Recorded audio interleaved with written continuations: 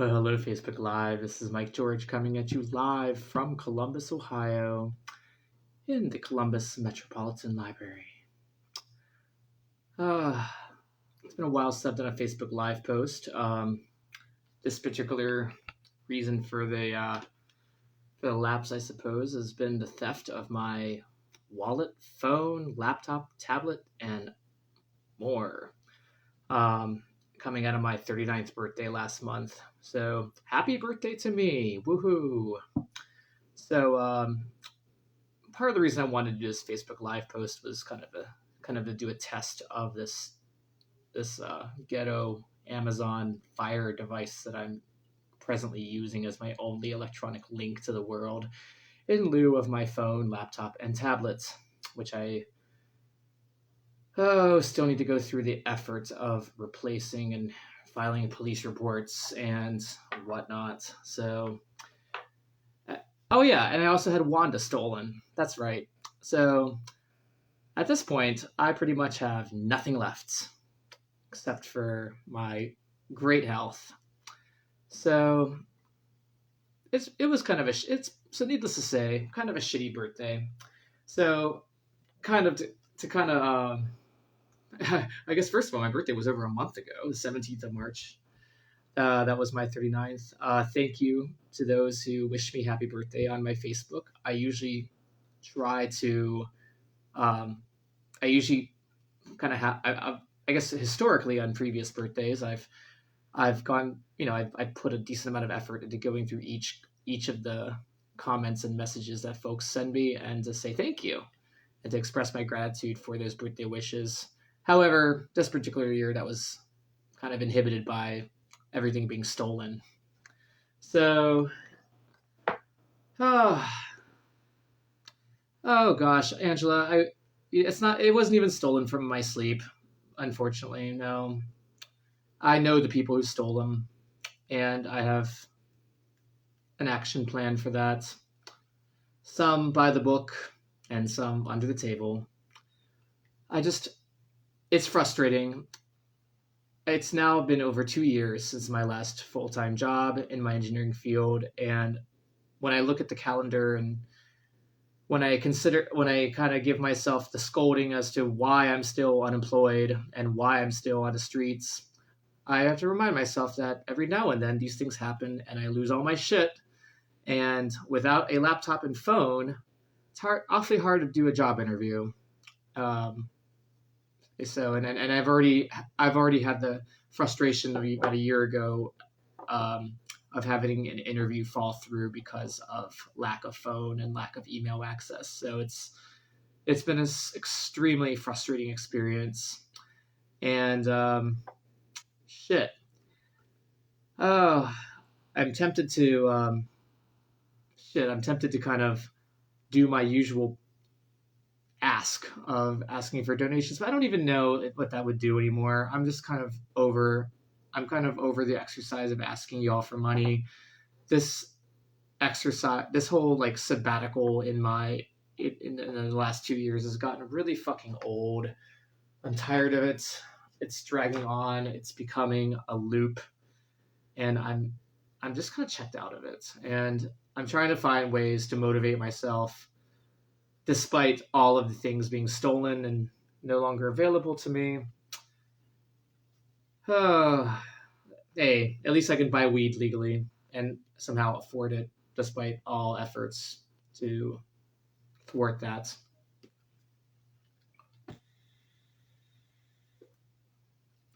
And I do have a vape. So I'm thankful for the few things in my life that aren't stolen at the moment. Uh, you know what? Oh, it's not a Angela. I appreciate your concern. I mean, like, that.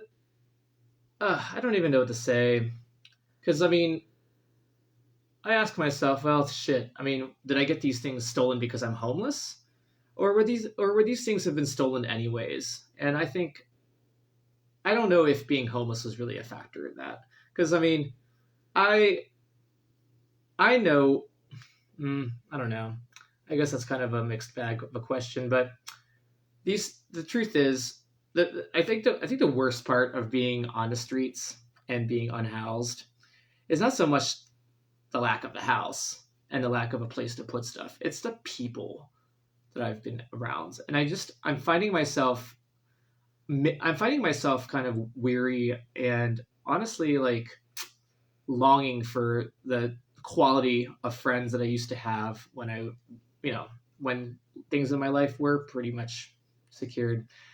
This has been an adventure, but I think the adventure has closed. I mean, this was more fun when I was actually traveling, when I was actually, getting to see places like Natchez, Mississippi, New Orleans. That was fun. I've been in Columbus long enough now to where now that I've been in Columbus unhoused for over a year, it's just really fucking wearing on me. And it's oh shit, I don't even know what to say. So I'm not going to say anything because I talk a lot based on reviewing my previous posts.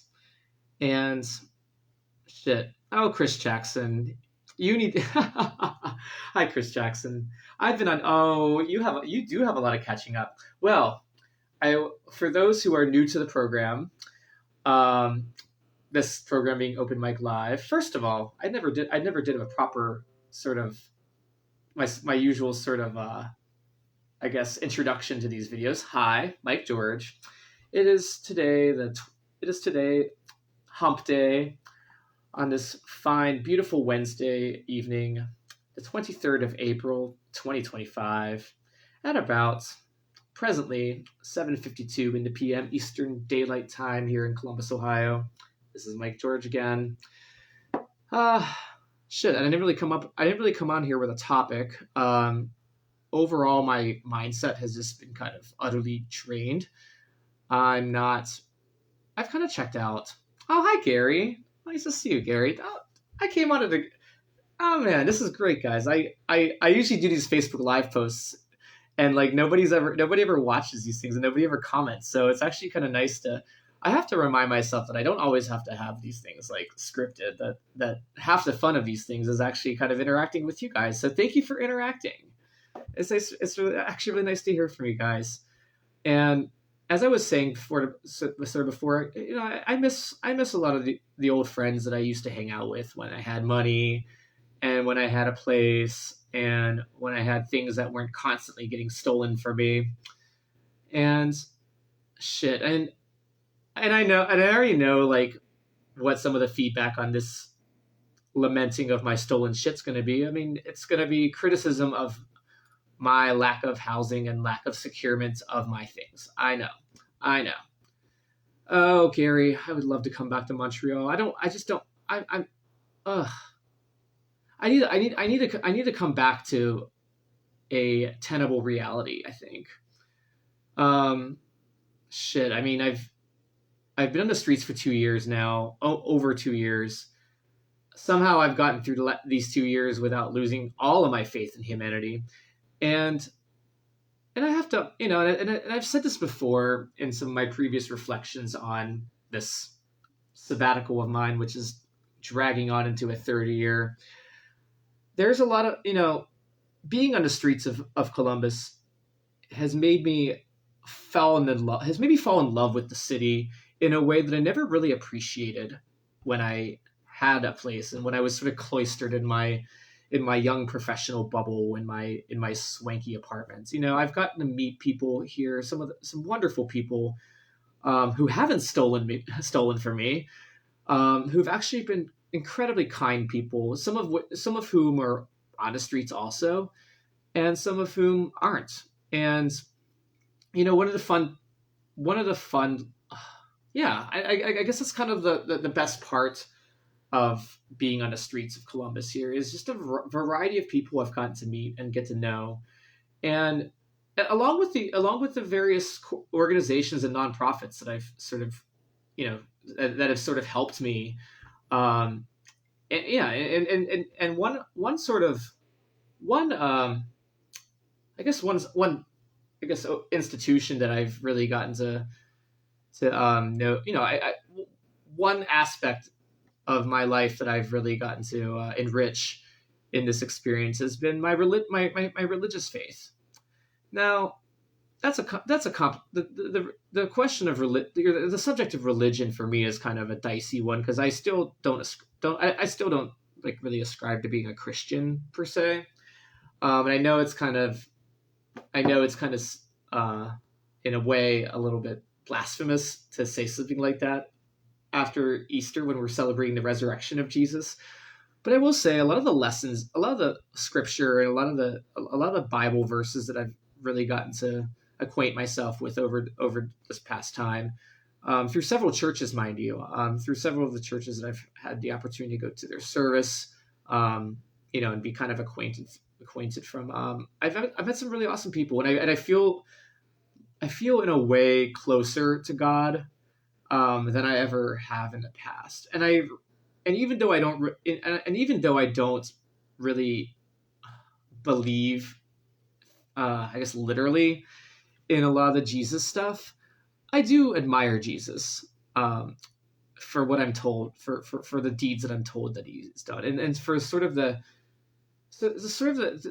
overall humility that he represents. And I relate a lot to it, honestly. And I'm not trying to I don't know how to say this without sounding like I'm comparing myself to Jesus, which is not at all what I'm trying to do. But I relate a lot to I admire, and I relate a little bit to the notion of Jesus. Oh, I see you, Gary. I'm glad you popped in. Nice to see you, hon. Always nice to see an old friend from Montreal. Take care, Gary.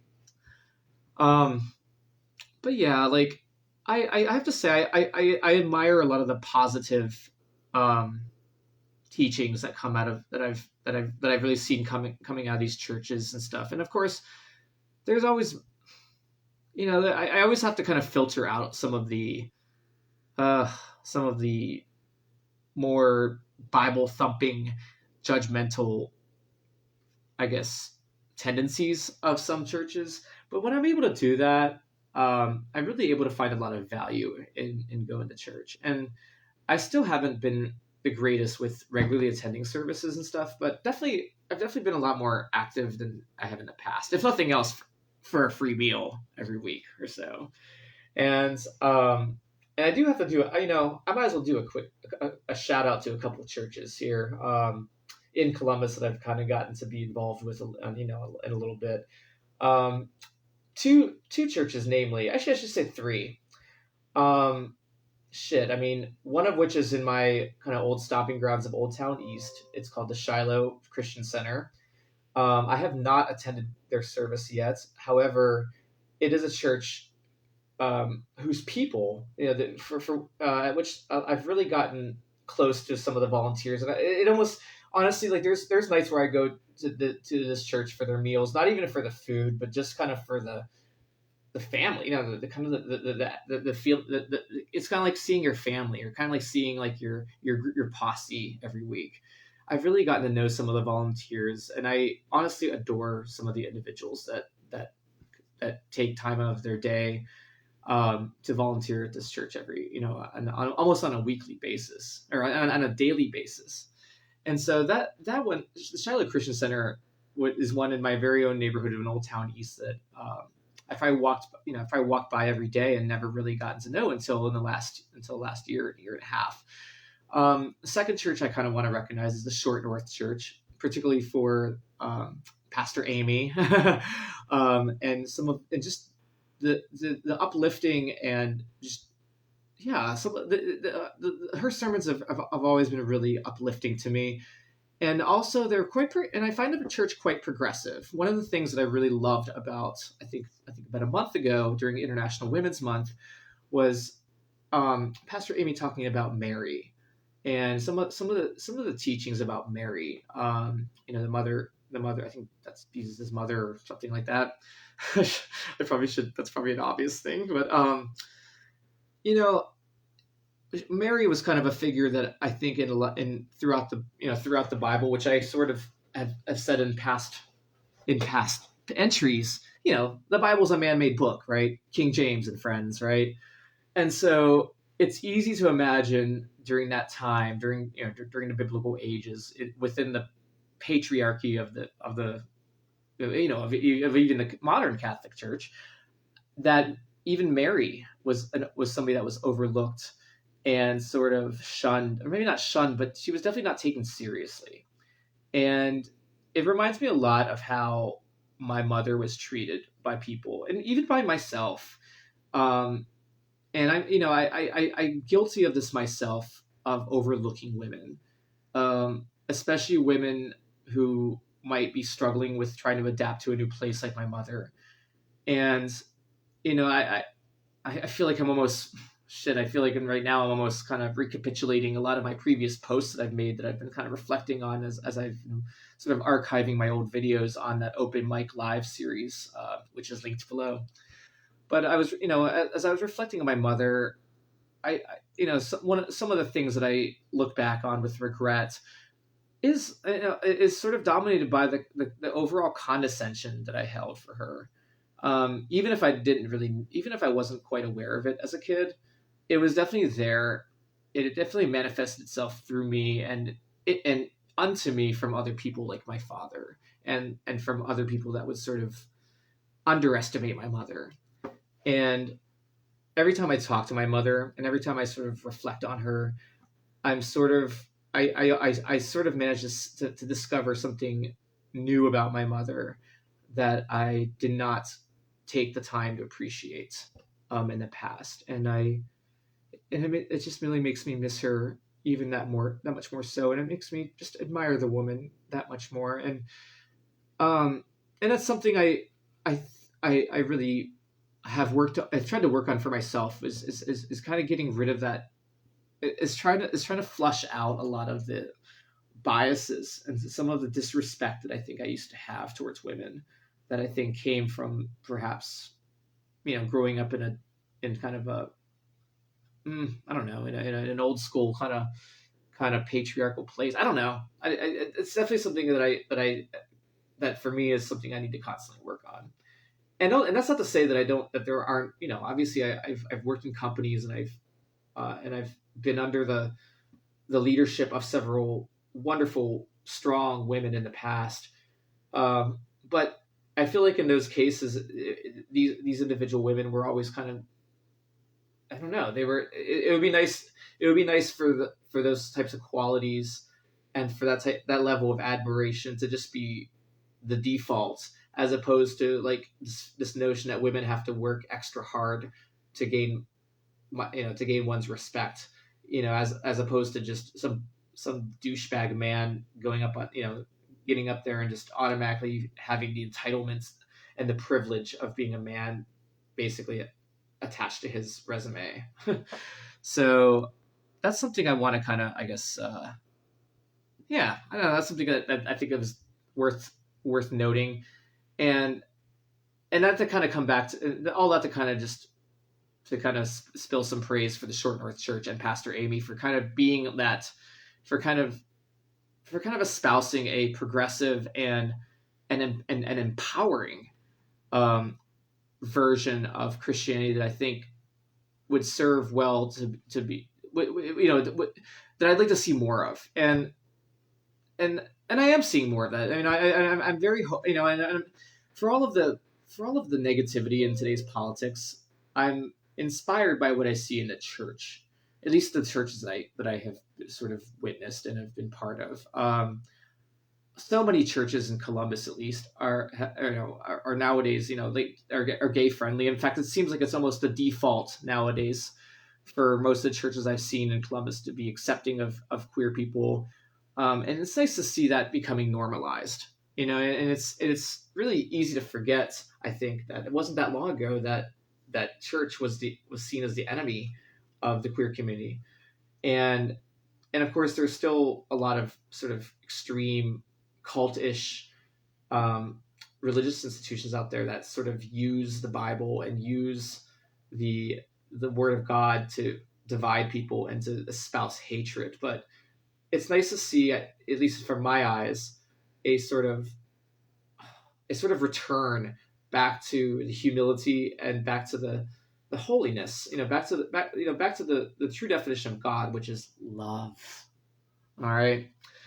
And then the third church I want to just sort of recognize, one that I've gotten also involved with recently is the First English Lutheran Church on the east side of Columbus, and there I've gotten to know the pastor a little bit personally, and just and that was and I got to know the gentleman in charge of that church actually when I was in Camp Shameless about last summer, when I was camping with a group of other unhoused folks at a sort of and for like a week of frustration, and mind you, but I do want to recognize that church for basically being there when the city came in to evict us, and in a weird sort of irony, that day that we were basically told to clear the lot ended up being the best day of my experience there at Camp Shameless, because the folks that showed up, like the volunteers from that church and from I think some of the nearby community groups who were there to sort of help us with the process of moving our stuff out and not being harassed by the city.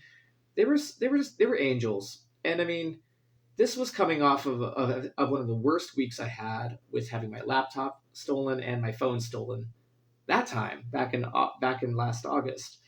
And so they truly were angels. And sometimes all it takes is a box of Cinnamon Life cereal and a THC vape pen to bring bliss into what was otherwise a terrible and kind of honestly a very kind of degrading experience.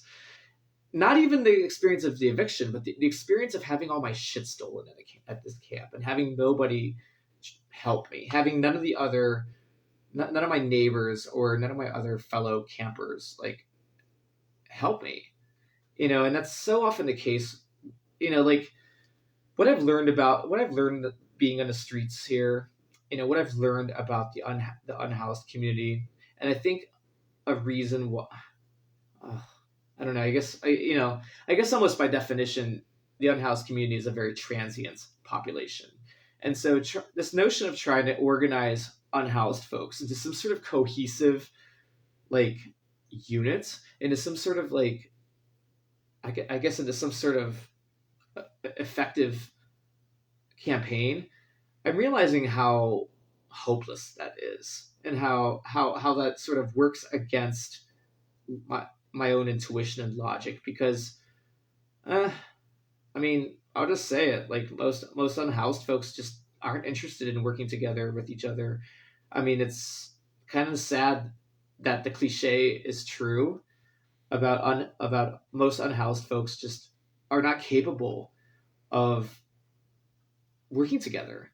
When you get to that level of, I think when you get to a certain level of desperation and loss of hope, you just don't trust people anymore. And I've been there before myself. And I'm almost, and I had to really it took me about a month, even just from this recent like debacle of losing all my shit again. Every time that happens, it just makes me hate everybody. It makes me hate the world. And I can imagine other unhoused folks that are maybe less privileged than I am, like that are maybe perhaps in a more prolonged state of I guess of desperation. I don't know. It's easy to see how years of that can take a toll on you. And I somehow I can sit here 2 years or so after losing my old place in Alexandria, and somehow I still wake up on most days with some hope and some optimism and some gumption to get through the day somehow. But it's hard sometimes, I have to admit. And I'm grateful for the various, for those 3 religious organizations I just mentioned, and for a lot of the people who take the time to help to help serve meals, or to help cook meals, or to help, or just to kind of just be there as friends as friends and as confidants to us, to kind of basically just to kind of demonstrate that we're not alone. And because I've said in the past that the hardest part of being unhoused is not the lack of the house. It's the loneliness of being transient. It's the loneliness of being on the streets. It's the loneliness of not being able to trust anybody because of constantly being paranoid of your shit getting stolen. And it's the loss of faith in humanity that when something terrible like that happens and nobody's there to help you, you know. And so I want to take this moment to express my gratitude for a lot of you guys, really. I mean, a lot of you guys have really honestly have stepped up to help me. And this goes both back when Crimson Roost Studios existed as as a proper nonprofit, and when you guys were helping the organization out, but it also goes kind of more personally to towards the more recent past after the organization dissolved, and it really was just transparently me asking for money to eat or to buy my weed or to like buy another laptop that I had to replace the latest stolen item of mine. So I do want to take the time to appreciate that, to appreciate those individuals. And this is not to try to shame anybody else who hasn't given me money or whatever. I mean, I'm not trying to, I know a lot of you all are, even some of y'all that are housed that maybe, on the surface look like you're in your cushy little middle class cocoon. I realize that the struggle is not. Sometimes that struggle is really. Sometimes it's insidious. Sometimes and you can be housed obviously and still be struggling. And I do appreciate a lot of.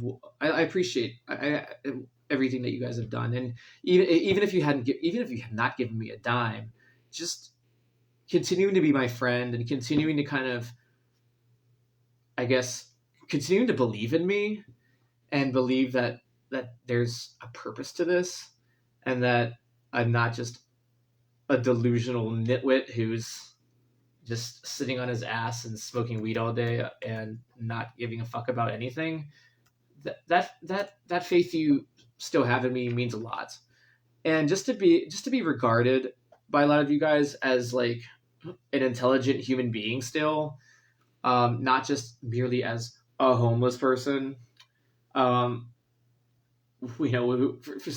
some reason, I've noticed that for some reason, as soon as I tell somebody I'm homeless, it changes their perception of me, like so much. It kind of reminds me of when I was declared bipolar, and about how some label or some like affliction or whatever have you had suddenly changed the level of respect that people had in me, and how seriously my voice was taken.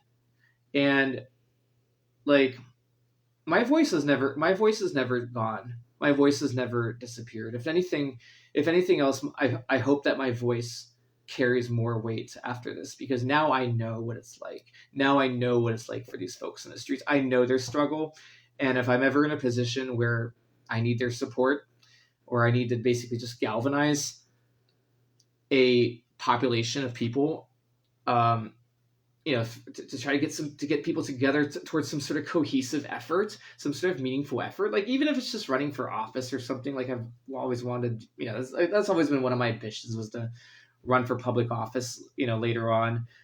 I feel like this experience has given me a lot of the shit. It's given me a lot of street cred, literally. I mean, how do you get street cred more effectively than being on the street for 2 years, right?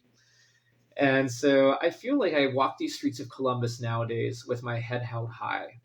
I know the people who walk these streets with me every day, and I feel very comfortable on these streets.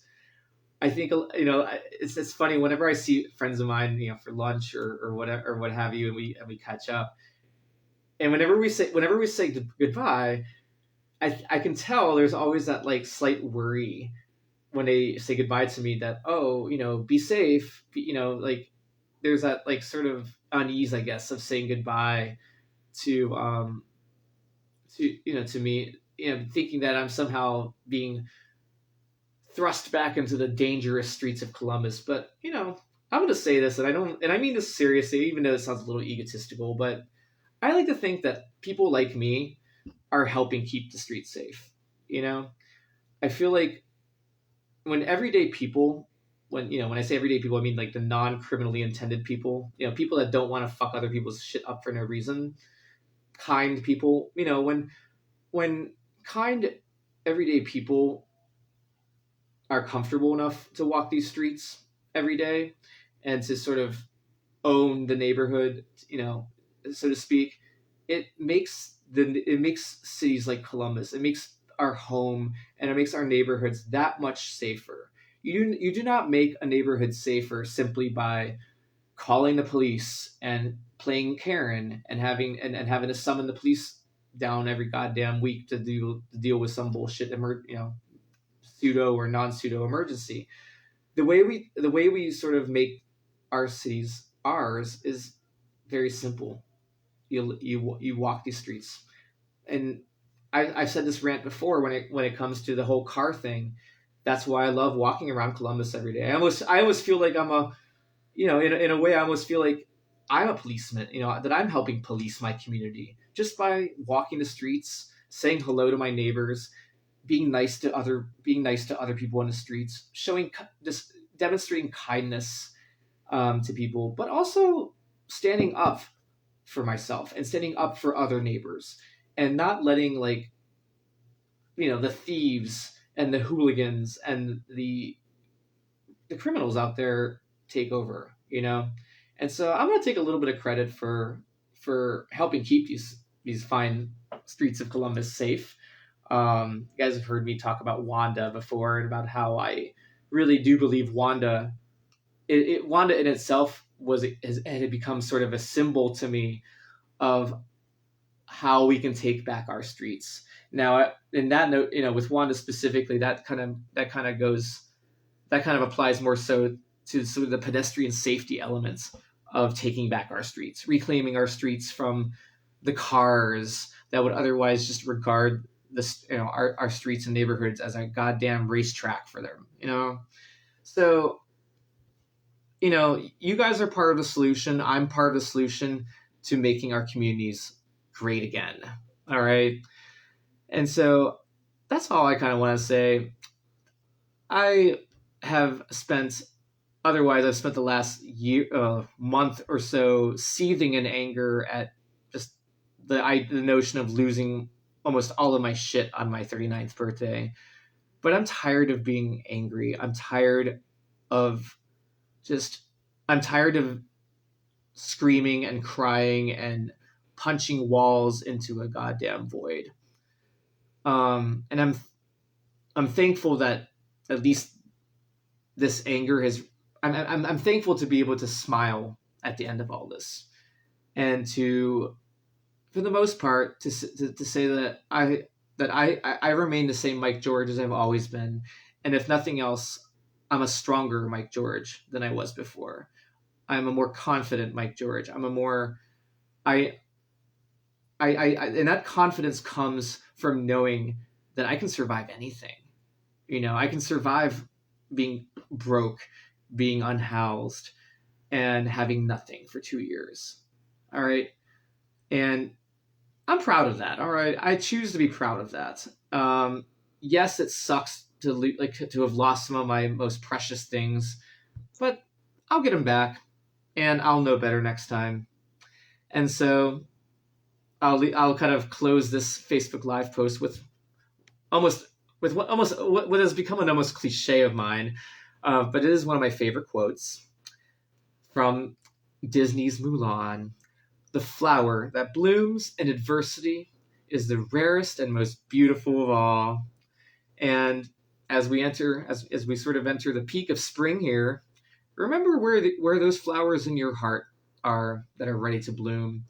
And I think even more importantly, remember the kind of as I often say with these converse corollaries with some of these quotes, one kind of, I guess, ominous sort of corollary to that phrase about the flower that blooms in adversity is we have to remember that not every flower that is in adversity blooms. Some of those flowers die in that adversity. And I think part of my responsibility as a fellow unhoused comrade is to tell those stories and to make sure that those stories don't die too.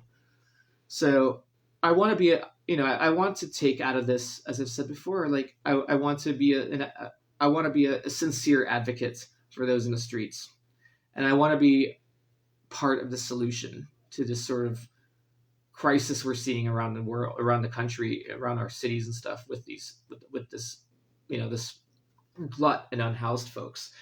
And I want to be part of that because I feel like now I've been through it long enough to know the things that are the systemic reasons why people are on the streets and why why they often stay on the streets.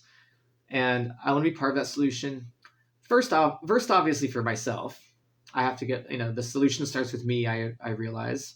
So, but once I climb out of this hole, I think it'll make me I'll be a lot more equipped to help others climb out of that hole as well. And so, hold on, y'all. Shit's gonna get good. I hope. But this has got to be worth it. I'm not gonna have gone through this 2 years of bullshit and not have something come out of it of positive value. And and if I'm being a little bit materialistic, this is definitely going on my resume somehow. If nothing else, maybe in the form of a book. But I want to tell my story. I want to survive this thing to tell my story. And I think more importantly later to be able to be a vessel for others to be able to share their stories, including the stories of those who didn't make it. They often say history is written by the victors.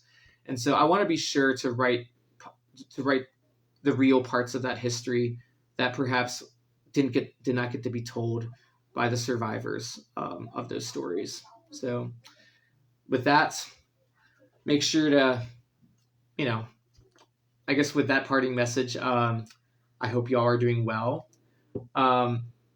Live out your best life, and shit. Live in the reality of the moment. Don't let the dumpster fire on the news bring you down. Remember that for every dumpster fire, as I always say, that for every dumpster fire you see on television, there are 99 plus little joys just happening all around you. People doing good things for each other, little kindnesses happening all around you, little joys, little laughable and just lovable moments happening all around you that you probably didn't even notice while staring at the dumpster fire. Remember that those 99 joys are out there, and make sure to grasp them, baby. And don't let yourself get beat down by the news, by the douchebags, by the people that steal your shit. Life goes on. You're healthy, and it's our responsibility to take back to take back the narrative, and to not let the doom and gloom win out. All right. So here's to the everyday person on the streets doing our small part to make our communities and to make America great again. This has been Mike George coming at you from Columbus, Ohio. Make sure to take care of yourselves and take care of somebody else. Happy hump day, y'all. Toodaloo.